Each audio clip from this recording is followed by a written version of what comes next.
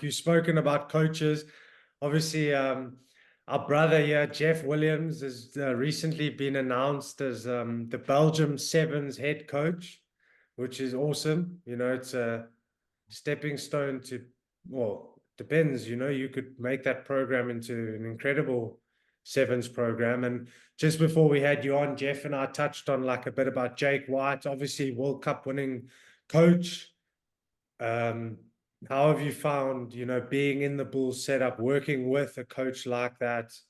Do you pick stuff up on a daily basis? Do you constantly learn different things? Or is it very kind of systematic, structured, and you know exactly what is required from you? No, really, really top coach. Like in terms of, I mean, you boys, everything. The one thing that stands out the most for me is when I didn't win, I was sort of like okay with that.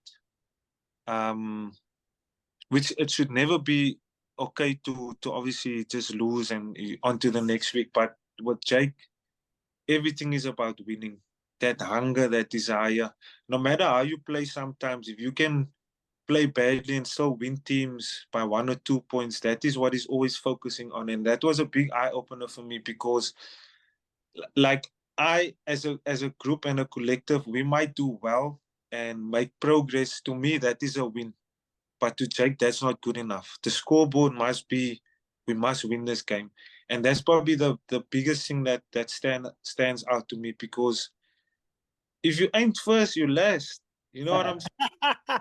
You know what I'm saying? Ricky Bob, we're quoting some Ricky Bobby. I love that. Yeah, boy. I actually saw that today. But that's the thing. We play the sport to win. You don't wanna be second place or just get a medal for participating in the tournament and things like that. Like even me, and I know you boys feel exactly the same. You want to be the best in anything you do, whether it's a small game, a table tennis game. I don't want to lose. And Jake is like instilling that in us at all costs. Even if it's a crappy win, take it, you move on to the next game.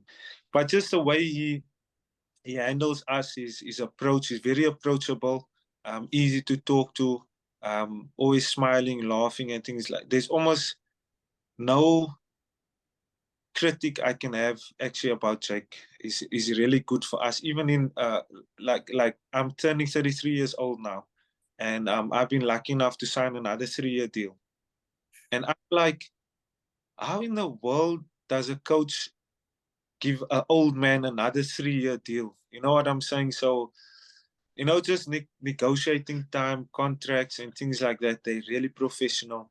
And the biggest thing that stood out for me is that they appreciate me. And I mean, in any firm, any business, wherever you're appreciated and valued, that is where you want to be.